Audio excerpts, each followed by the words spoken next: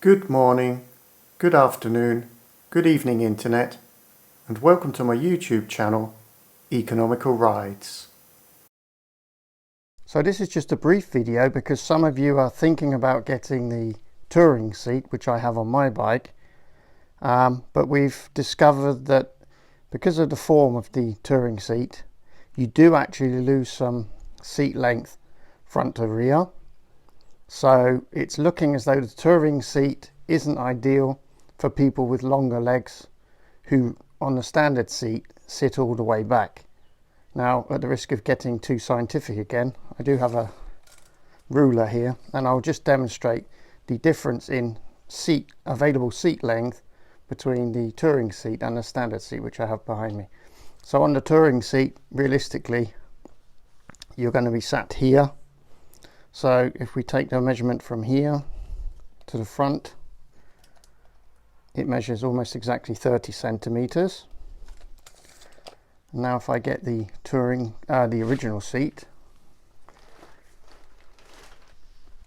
you'll see there's quite a considerable difference because of the shape of it, because you don't have this wasted space at the back here.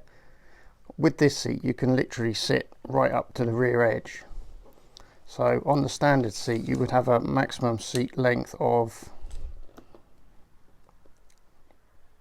I would say 36 centimeters. So 36 centimeters as opposed to 30 is quite a difference. So I just thought I'd make this video to help those considering buying the touring seat to decide whether or not it will be a good fit for them.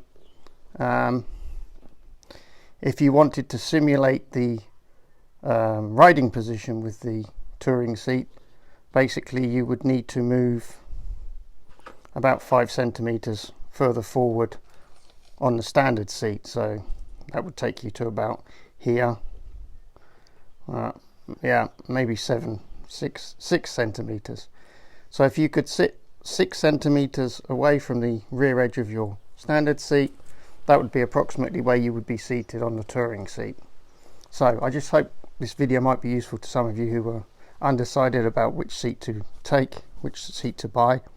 You definitely do lose some seat length with the touring option.